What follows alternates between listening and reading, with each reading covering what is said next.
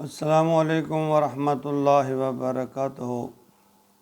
بہت ہی پیارے مسلمان بھائی اور بہنوں، بیٹوں اور بیٹیوں، میں اولا مصطفیٰ ہوں اور آپ دیکھ رہے ہیں میرا چینل پیام اسلام، جس میں اللہ اور اللہ کے رسول کا پیغام آپ تک پہنچانے کی کوشش کرتا ہوں۔ اللہ رب العالمین مجھے اس میں اخلاص نصیب فرمائے۔ درس قرآن کے سلسلہ میں آج کا سبق سورۃ المائدہ آیت نمبر 109 ہے۔ اعوذ باللہ من الشیطان الرجیم، بسم اللہ الرحمن الرحیم۔ یوم یجمع اللہ الرسل فیقول ماذا اجبتم قالوا لا علم لنا انک انت علام الغیوب۔ قرآن مقدس کی اس آیت سے ایک نئے سبق کا آغاز ہوتا ہے۔ یہ ہمارے لیے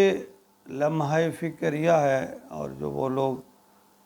جو سمجھتے ہیں ہم آخری نبی کے امتی ہیں، بس نبی پاک صلی اللہ علیہ وسلم نے ہماری شفاعت فرما دینی ہے اور بس ہم تو بخشے ہی بخشائے ہیں، تو یہاں سوچنے والی بات ہے کہ اللہ فرما رہے ہیں، قیامت کی ہولناکی کا منظر بیان فرما رہے ہیں کہ اللہ کی ہیبت اور عظمت کا یہ عالم ہوگا کہ تمام انسان بمائے انبیاء اور رسل بارگاہ عزت میں سر جھکائے کھڑے ہوں گے۔ اللہ انبیاء اور رسل کو جمع کر کے سوال فرمائیں گے۔ اللہ کی جو وحشت ہے نا، اس سے انبیاء اور رسل بھی جواب نہیں دے پائیں گے، بڑا مشکل ہوگا۔ بس وہ یہی کہیں گے، اللہ تو ہی جانتا ہے، غیب کی باتیں تو ہی جانتا ہے۔ فرمایا یوم یجمع اللہ الرسل، اس دن کا تصور ذرا دین میں لاؤ۔ اللہ فرما رہے ہیں کہ جمع کرے گا اللہ رسولوں کو، فیقولو، اور کہے گا، فرمائے گا، پوچھے گا، ماذا اجبتم، کہ لوگوں نے تمہیں کیا جواب دیا؟ جب تم نے لوگوں کو میرا پیغام پہنچایا تھا تو لوگوں نے آپ کو کیا جواب دیا تھا؟ قالوا لا علم لنا، تو انبیاء کرام سہم جائیں گے کہ اب امت کے بارے میں کیا شکایت لگائیں، تو وہ اسی پہ اکتفا کریں، قالوا لا علم لنا، اللہ ہمیں معلوم نہیں ہے، انک انت علام الغیوب، تو ہر چیز کو جاننے والا، غیب کی باتوں کو جاننے والا ہے، پوشیدہ ہر بات کو تو جاننے والا ہے۔ یعنی کیسا یہ کہ اللہ حجت تمام کے لیے انبیاء سے یہ پوچھیں گے، بتاؤ یہ جو تمہارے امتی ہیں جن کے پاس میں نے تمہیں بھیجا تھا، وہ انہوں نے کیا جواب دیا تھا؟ اگر ہماری شکایت انبیاء نے لگا دی تو کیا ہوگا؟ سورۃ الاعراف آیت نمبر 6 میں بیان ہے کہ فَلَنَسْأَلَنَّ الَّذِينَ أُرْسِلَ إِلَيْهِمْ وَلَنَسْأَلَنَّ الْمُرْسَلِينَ، ہم رسولوں سے بھی اور امتیوں سے بھی ضرور پوچھیں گے، یعنی ہم ضرور سوال کریں گے، ضرور ان کا حساب لیں گے۔ اور اسی طرح سورۃ نساء آیت نمبر 41 میں فرمایا فَكَيْفَ إِذْ جِئْنَا مِنْ كُلِّ أُمَّةٍ بِشَهِيدٍ وَجِئْنَا بِكَ عَلَىٰ هَٰؤُلَاءِ شَهِيدًا، پھر کیا حال ہوگا اس وقت جب ہر امت میں ہم ایک گواہ لائیں گے، اور اے محمد صلی اللہ علیہ وسلم میرے محبوب، پھر ان لوگوں پر میں آپ کو گواہ لاؤں گا۔ یعنی کتنا سخت وہ عالم ہوگا۔ ہم اس کو بس یوں ہی سمجھتے ہیں اور کہتے ہیں بلکہ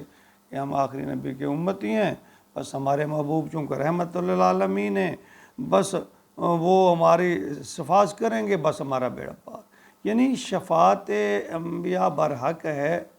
لیکن اللہ کا فرمان بھی تو سننے لگا تھا، میں ضرور پوچھوں گا، انبیاء سے بھی پوچھوں گا کہ میرا پیغام پہنچایا تھا؟ اگر پہنچایا تھا تو ان تمہارے امتیوں نے، اس مخلوق نے، میری نے تمہیں آگے سے کیا جواب دیا تھا؟ یہ صحیح مسلم کی ایک حدیث ہے 2204 نمبر پہ، ابو ہریرہ رضی اللہ تعالیٰ عنہ روایت فرماتے ہیں،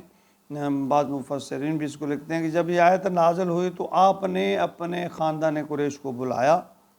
انہیں جمع کیا، تو آپ نے عمومی حیثیت سے سب کو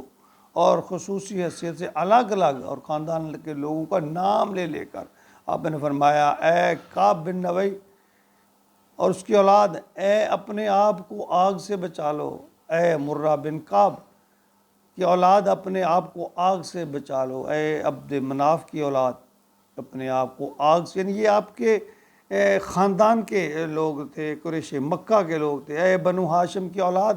اپنے آپ کو آگ سے بچا لو، اے عبد المطلب کی اولاد اپنے آپ کو آگ سے بچا لو، یعنی ایک ایک کا نا، حتیٰ کہ آپ نے فرمایا اے فاطمہ بنت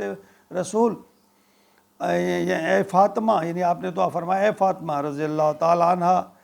آپ نے آپ کو آگ سے بچا لو، اللہ تعالیٰ کی طرف سے تمہارے لیے کسی چیز کا اختیار نہیں رکھتا،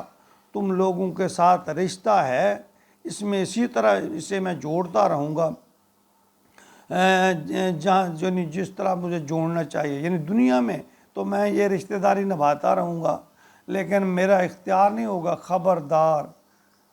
جو اللہ تعالیٰ نے گناہ گاروں کے لیے آگ تیار کر رکھی ہے، اپنے آپ کو اس سے بچاؤ۔ یہ دیکھیں کیسی سخت نبی اکرم صلی اللہ علیہ وسلم کی نصیحت ہے، اور اب خود فرما رہے ہیں رشتہ داری نبھانے سے مراد یعنی بطور جو ذمہ داریاں میرے اوپر رشتہ دار ہونے کے ناطے سے ہیں دنیا میں، جو میرا اختیار ہے دنیا میں، جو ہے جس طرح عام ایک ہے وہ تو میں آپ کے ساتھ بھلائی کرتا ہوں، بلانا یعنی بھلائی کرنے کا مطلب حق کی طرف میں آپ کو بلا رہا ہوں، اس کا یہ بھی مطلب ہے، اور وہ بھی ہے کہ میں دنیا کے جو طریقہ کار ہے، رائج ہے ایک معاشرے میں یا ایک خاندان میں، وہ اپنا میں حق ادا کر رہا ہوں۔ اور قیامت کے دن کے لیے آپ نے کیسے سخت الفاظ میں خبردار کیا کہ اپنے آپ کو آگ سے بچاؤ۔ تو ہمیں یہ کرنا چاہیے، کوشش کرنی چاہیے کہ ہم اللہ اور اللہ کے رسول کے جو فرامین ہیں، جو احکامات ہیں، اس کے عمل کرنے کی کوشش کریں، صاف نیت کے ساتھ، تقوی کے ساتھ اس پر عمل کرنے کی کوشش کریں۔ دیکھیں کچھ عمل ہوگا تو پھر ہی جو ہے کام بنے گا۔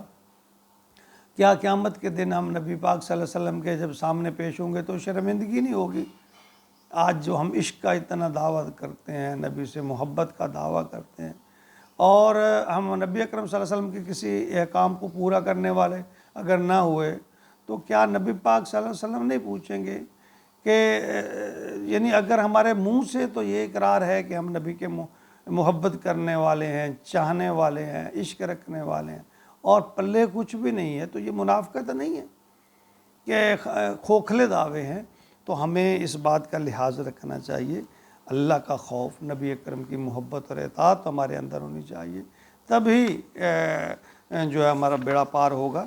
یہ الگ بات ہے کہ اللہ کی رحمت اور نبی پاک صلی اللہ علیہ وسلم کی شفاعت ہمارے کام آئے گی، اس کے بغیر ہمارا گزارا نہیں ہے، لیکن ہمارے پلے میں تو کچھ ہو نا۔ جب اللہ فرما رہے ہیں کہ میں رسول سے پوچھوں گا، اور ضرور پوچھوں گا، امتیوں سے بھی پوچھوں گا، لوگوں سے بھی پوچھوں گا، ہر بندے سے تو اس لیے ہم کتنے نادار اور بے باک ہیں کہ بس ایک ہی دن، اور یہ خوش فہمی ہے، یہ ایسا نہیں ہے اللہ تعالیٰ اعمال کا ہی بدلہ دیں گے۔ ہاں اللہ تعالیٰ کچھ رعایت فرما دیں گے، کوئی کرم کر دیں گے، کچھ نبی پاک صلی اللہ علیہ وسلم کی شفاعت کی برکت سے ہمارے بیڑا کو پار ہو جائے گا، لیکن